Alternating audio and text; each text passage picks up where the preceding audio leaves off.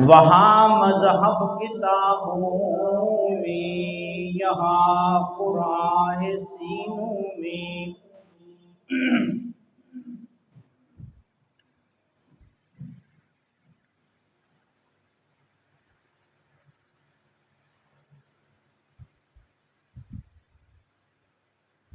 رب اشرح لی صدری ویسر لی امری واحلل عقدۃ من لسانی یفقهوا قولی۔ میرے قابل قدر محترم سامعین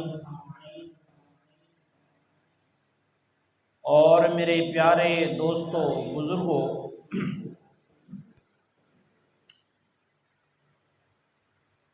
آج میں نے آپ کے سامنے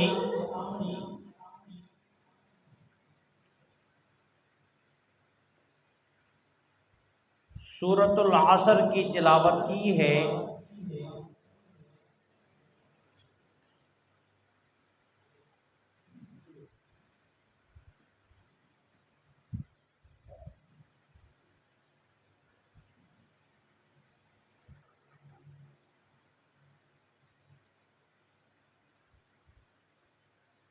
اس مبارک سورت میں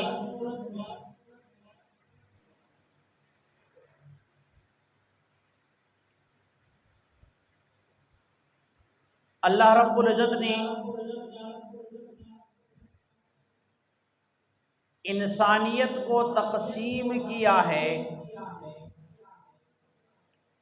4 اقسام پر۔ اس کائنات کے اندر جتنے بھی انسان رہتے ہیں وہ ان 4 قسموں کے اندر سمجھ لو کہ بند ہے۔ ان 4 قسم کے لوگوں کے علاوہ اس دھرتی پر کوئی بھی انسان موجود نہیں ہے۔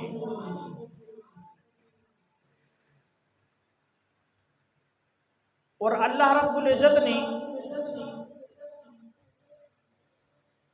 ان 4 قسموں کو بیان کرنے سے پہلے رب نے فرمایا والعصر۔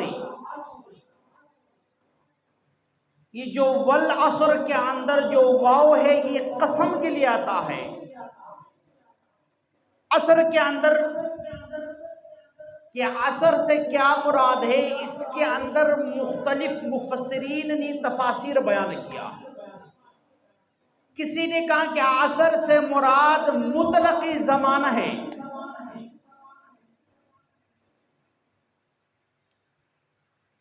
کسی نے کہا کہ عصر سے مراد وقت عصر ہے، جو عصر کس سے لے کر مغرب تک جو وقت ہے یہ بڑا بابرکت وقت ہے۔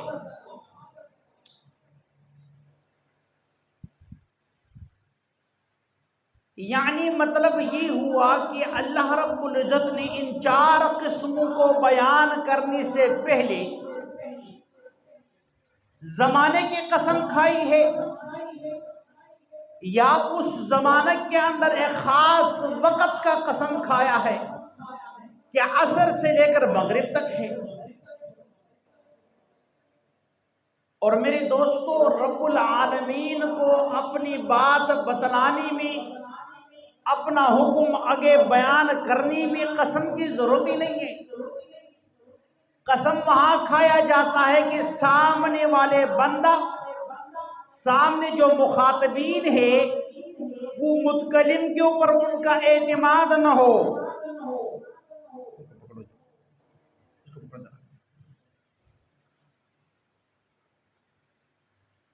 اب سامنے والے مخاطبین کو اعتماد دلانے کے لیے متکلم کبھی کبھار اپنی اس دعوی کو ثابت کرنے کے لیے قسم کھاتا ہے۔ حالانکہ اللہ رب العزت کو اپنے احکام بیان کرنے کے لیے قسم کھانے کی ضرورت بھی نہیں ہے، لیکن پھر بھی قسم کھا کر اس بات کی طرف اشارہ ہے کہ اگلی جو 4 قسم کے لوگ ہیں، ان 4 اقسام کو رب العالمین نے ذکر کرنے سے پہلی قسم لا کر کے یہ اہتمام بالشان کے لیے اشارہ ہے کہ جو اگلی بات ہو رہی ہے اس کے اندر کسی قسم کا کوئی شک اور شبہ نہیں ہے، باوجود اس کی کہ رب کا کلام لا ریب ہے، پھر بھی اللہ نے قسم کھا کر انسانوں کو یہ بات بتلا دیا ہے کہ یہ سورۃ العصر جو ہے 4 آیاتوں کے اوپر یا 3 آیاتوں پر مشتمل ہے۔ یاد رکھیں ان 3 آیاتوں نے پوری انسان کو گھیر لیا ہے، کائنات کے اندر رہنے والے انسان ان 4 قسموں میں سے ایک قسم ضرور ہوگا، اور پھر رب نے ہر ایک قسم کا انجام نتیجہ بھی بیان کر دیا بھائی۔ سب سے پہلے فرمایا والعصر ان الانسان لفی خسر، اس بات پہ قسم کھایا جائے ہے، اسی بات کے اوپر قسم کھایا کہ والعصر زمانے کی قسم ہے، ان الانسان لفی خسر، قسم بھی کھا لیا، ان بھی داخل کر دیا۔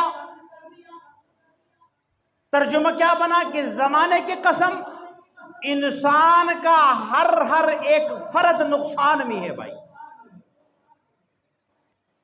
7 ارب سے زیادہ انسان رہتے ہیں دنیا کے اندر، 7 ارب سے زیادہ، فرمایا کہ یہ سارے کے سارے نقصان میں ہے، لفی خسر، خسارے میں ہے۔ یا اللہ اگر یہ پوری انسانیت خسارے میں ہے تو ان انسانوں کے اندر تو نبی بھی ہے، اس انسان کی اجتماع میں اللہ کی ولی بھی موجود ہے، اس انسان کی اجتماع میں قطب اور ابدال بھی موجود ہے، اس انسان کی اجتماع میں وہ ہستیاں بھی موجود ہے جن کو رب نے دنیا کے اندر جنت کی بشارت دی، کیا وہ بھی نقصان میں ہوں گے؟ رب نے اگلا جملہ 3 جملوں کے اندر اس پوری انسانیت سے 4 قسم کے خوش قسمت لوگوں کو نکال دیا بھائی۔ انسان تو بڑے نقصان میں ہے، خسارے میں ہے بھائی۔ اللہ نے اس انسان کی تخلیق ایک پانی سے کیا، ایک گند پانی سے کیا، اور اس گند پانی کی وجہ سے اللہ نے اس کو اشرف المخلوق بنا دیا، اشرف المخلوقات بنا دیا۔ یہ خلقت تو گند سے ہے لیکن رب نے تمام مخلوقات میں فضیلت اسی انسان کو دینا ہے۔ اور پھر اللہ رب العزت نے اس انسان کی صورت کے بارے میں فرمایا لقد خلقنا الانسان فی احسن تقویم، میں نے اس انسان کو اپنی مخلوقات میں سے حضرت انسان کو بڑا خوبصورت پیدا کیا۔ کیا کیا؟ انسان کی اعضاء کو دیکھ لے، دونوں آنکھوں کو دیکھ لے، دونوں کانوں کو دیکھے، چہرے کو دیکھو، ہاتھ کو دیکھو، پاؤں کو دیکھو، اس پاؤں کے ناخن سے لے کر سر کے بال تک انسان کو آپ دیکھیں تو آپ خود اس بات کی گواہی دیں گے کہ واقعی اس کائنات کے اندر اسی انسان سے زیادہ کوئی خوبصورت نہیں۔ لقد خلقنا الانسان فی احسن تقویم، لیکن اس حسن کا دار و مدار ظاہری صورت خوبصورت بنانے کے لیے نہیں ہے، اس حسن کا حقیقی حسن جو ہو انسان کی سیرت سے آتا ہے۔ تیری محبوب کی یا رب شباہت لے کے آیا ہوں، حقیقت اس کو تو کر دے جو صورت لے کے آیا ہوں۔ جس طرح اللہ نے انسان کو تخلیق کے طور پہ خوبصورت بنا دیا ہے، اگر یہی انسان اس تخلیق کو اپنی حالت پر برقرار رکھے گا تو اس کے اندر اور خوبصورتی آئے گی۔ لیکن اگر اللہ کی اس تخلیق کے اندر انسان تبدیلی کر دے گا، پھر وہ ظاہراً بھی خوبصورت نہیں لگتا، اندر کھاتے کے اندر بھی خوبصورت نہیں لگتا بھائی۔ مثال کے طور پہ قاری صاحب، اللہ نے اس انسان کے اندر دو جوڑے پیدا کیا ہے، مذکر مؤنث، کیا قاری صاحب؟ اور اللہ نے ان دو جوڑوں کو ایک دوسرے کی ضرورت بنا دیا ہے بھائی۔ مذکر مؤنث کے بغیر کامل نہیں، مکمل نہیں، مؤنث اس مذکر کے بغیر کامل نہیں۔ یہ دونوں اللہ نے ان دونوں کو ایک دوسرے کی ضرورت بنا دیا ہے، لیکن رب نے ان دونوں کو ایک دوسرے کی ضرورت تو بنا دیا ہے، لیکن اللہ نے ان کی صورت کے اندر بھی فرق ڈالا۔ مرد کو اللہ نے پیدا کیا ہے، جسم کے اعتبار سے وہ مضبوط، ارادوں کے اعتبار سے وہ مضبوط، اس کے کام کاج الگ۔ عورت کو پیدا کیا، اس کا جسم الگ، مرد کا جسم الگ، ہر ایک اپنی تخلیق پر بڑا خوبصورت ہے۔ اب اگر کسی نے اس تخلیق کائنات کے اندر تبدیلی لانے کی کوشش کی،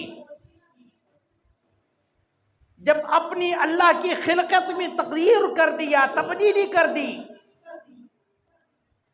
تو وہ انسان ظاہری صورت میں بھی بدصورت بنتا ہے، اور اس کے اندر جو سیرت ہے وہ بھی خراب ہو جاتی ہے۔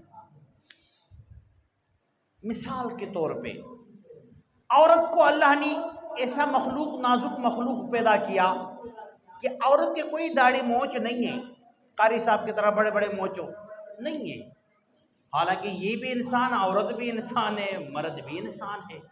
اب اللہ کی تخلیق کو دیکھے، یوں ہی لڑکا جوان ہوتا ہے، اس کی مونچھ آتی ہے، داڑھی آتی ہے، عورت کی نہیں آتی۔ اب عورت نے ضد پکڑنے کے جناب میں نے داڑھی ہی لانی ہے، انہوں نے مختلف کیمیکل استعمال کر کے اگر اپنے چہرے کے اوپر داڑھی لے بھی آئے اچھا نہیں لگے گی، کیونکہ اللہ کی تخلیق داڑھی کی بغیر اچھی لگتی ہے، داڑھی لاؤ گے تو عجیب لگے گی بھائی۔ اسی طرح انسان کو اللہ نے داڑھی کے اندر خوبصورت بنا دیا۔ اب ہمارے کچھ ناسمجھ دوست اس داڑھی کو